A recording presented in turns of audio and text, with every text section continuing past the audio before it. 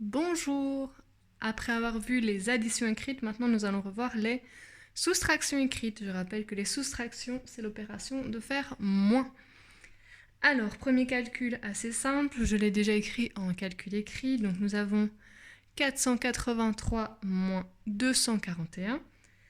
Je rappelle qu'il faut toujours vérifier le rang.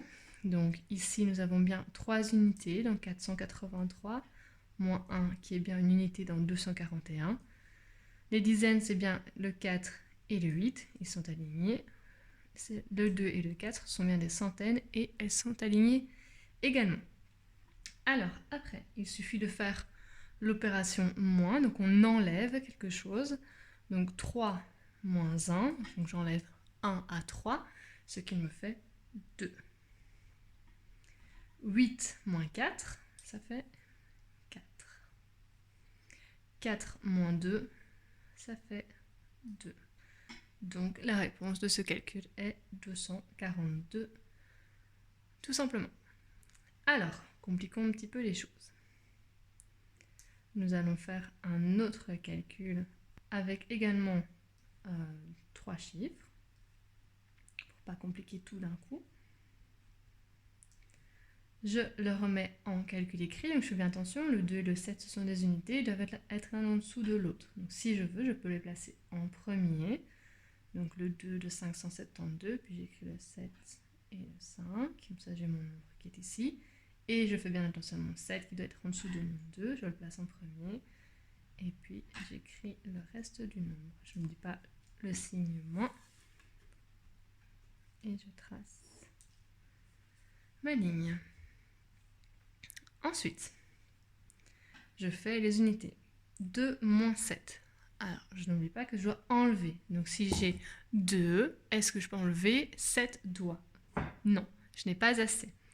Je ne peux pas faire 2 moins 7, sinon c'est en nombre négatif. Il n'y a pas de nombre négatif dans les soustractions écrites. Donc, comme il n'y a pas assez d'unités dans le nombre 572, je vais devoir aller chercher dans les dizaines.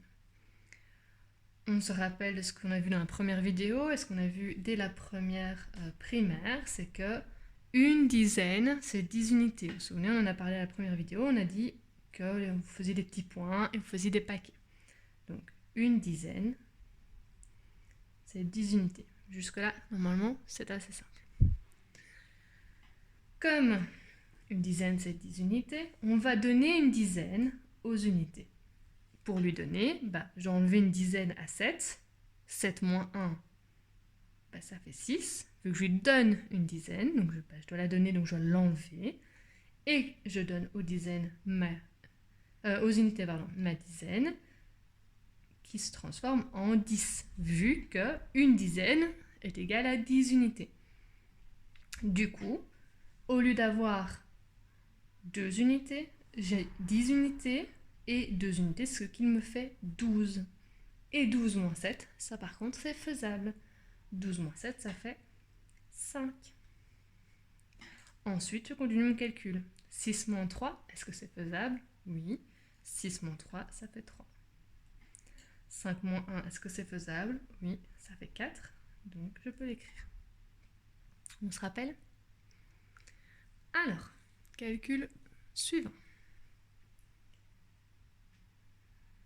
Nous allons faire avec un plus grand nombre. Donc, avec des milliers. Par exemple, 42 473 moins 5327. Alors, je le réécris de nouveau en calcul écrit. Donc, j'écris mon premier nombre. Alors, attention, dans les soustractions écrites, je ne peux pas écrire n'importe quel nombre en premier. Je dois toujours écrire le premier, le plus grand. Je ne peux pas faire 5000 et des moins le 42 000. C'est pas possible. Donc, vous devez bien suivre l'ordre que je vous donne lorsque je vous donne les exercices. Donc, le premier nombre ici, c'est 42 473. Je l'écris en premier. Ensuite, je vais devoir faire moins 5327. Même chose que tout à l'heure, je vérifie bien où sont les unités. Dans 42 473, mes unités c'est 3. Dans 5327, mes unités c'est 7. Donc, le 7 doit être en dessous du 3. J'écris d'abord mon 7 pour ne pas me tromper. Et puis, j'écris le reste du nombre, le 2, le 3 et le 5. Comme vous voyez, dans le premier nombre, il y avait 5 chiffres. Dans le deuxième, il y en a 4. Donc, il y a une colonne qui reste vide pour le deuxième nombre. Ce n'est pas grave, de nouveau, si ça vous aide de rajouter un 0, vous pouvez le faire sans aucun souci. Je trace ma ligne et je continue mon calcul. Je fais 3 unités moins 7. Est-ce que 3 moins 7 est possible? Non. Même chose que tout à l'heure. Je vais chercher chez le voisin d'à côté, celui à gauche, le plus grand. Je prends une dizaine ici, donc au lieu d'en avoir 7, j'en ai plus que 6, vu que j'en ai pris une qui va se transformer en 10 unités, parce que, comme tout à l'heure, une dizaine, c'est toujours égal à 10 unités. Du coup, mon 3, au lieu de rester un 3, devient un 13, parce que 10 plus 3, ça fait 13. 13 moins 7, du coup, c'est faisable, ça fait 6. Je continue mon calcul. 6 moins 2, est-ce que c'est faisable? Oui, ça fait 4. 4 moins 3, ça fait 1. 2 moins 5, ce n'est pas faisable non plus. Alors, comme je n'ai pas assez d'unités de 1000, je vais chercher à gauche, j'ai la colonne juste à côté qui est plus grande, dans les dizaines de mille, et je le barre, puisqu'il va me donner une dizaine de mille, qui va se transformer en 10 unités de 1000. C'est la même chose qu'une dizaine et une unité, c'est juste des dizaines de mille, des unités de 1000, donc c'est pareil. Mon 2 devient 12. 12 moins 5, ça fait 7. Je n'oublie pas mon dizaine de mille qui est entre guillemets tout seul. 3 moins rien, 3 moins 0, si vous avez mis 0, ça fait 3. On ne l'oublie pas, sinon votre calcul est faux. Et donc la réponse est 37 146.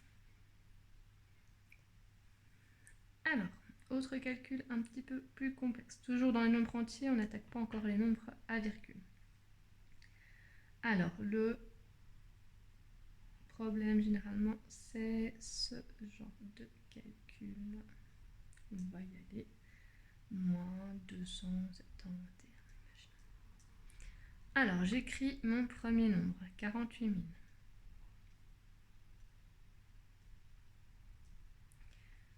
Dans 48 000, le dernier 0 est mon unité. Dans 271, mon unité, c'est le 1. Je mets bien le 1 en dessous du dernier 0. Puis je mets le 7 dans la colonne des dizaines, le 2 dans la colonne des centaines. Je n'oublie pas le moins. Je trace ma ligne. Et je résous. Ah, là, c'est un gros problème. 0 moins 1, ce n'est pas possible. Si j'ai rien, je ne sais pas enlever quelque chose. J'ai dit, la règle, c'est d'aller à côté, à gauche, pour voir si on peut aller lui emprunter quelque chose. Le problème, c'est que c'est de nouveau 0. Il n'y a pas assez. Du coup, je vais dans les centaines. C'est de nouveau 0. Je vais dans les unités de 1000. Ah, là, enfin, il y a quelque chose. Il y a 8 unités de 1000. Je le barre. Vu qu'il va en donner 1, il ne peut qu'en donner 1, de toute façon. Donc ça va devenir 7 unités de 1000. Je ne peux pas les donner à 10 aux unités. On donne que entre voisins. Ils sont un peu égoïstes, hein, les calculs. C'est que les voisins proches, pas les voisins éloignés. Donc, elle va donner 10 à la colonne juste à côté. Est-ce que jusque-là, ça va? Du coup, ça ne m'arrange toujours pas pour mes unités parce que mes unités sont toujours vides. Mes dizaines sont toujours vides. Je fais étape par étape. Maintenant qu'il y a 10 centaines, je vais pouvoir prendre une de 10 centaines. Je vais en prendre une, donc ça va devenir un 9. Et je vais pouvoir donner à mon voisin direct les dizaines. Et du coup, j'ai 10 dizaines. Ce qui m'arrange parce que maintenant, mes unités peuvent aller chercher dans les dizaines. Donc je prends une dizaine, il n'y en a plus 10. Il y en a 9. Et je donne 10 unités. Et du coup, mon calcul, je peux le résoudre maintenant. 10 unités moins 1, ça fait 9. 9 dizaines moins 7, ça fait 2.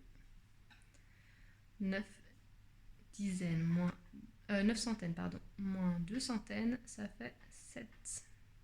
7 unités de 1000 moins rien. Si vous avez mis un 0, il n'y a pas de souci. 7 moins 0, ça fait 7. 4 moins rien, 4 moins 0, ça fait 4. Et donc, j'ai 47 729 comme réponse. J'espère que c'est un peu plus clair. Celui-là, généralement, c'est encore un calcul qui pose beaucoup de problèmes. Généralement, vous voulez aller trop vite. Vous barrez bien le 8, vous mettez un 7, puis vous allez donner du 10 à tout le monde. Non, on fait bien étape par étape. On se rappelle qu'on ne peut donner que au voisin juste à côté. Donc on va chercher chez le voisin de gauche, et celui de gauche va donner à celui de droite. Et c'est tout. C'est le seul échange qui est faisable.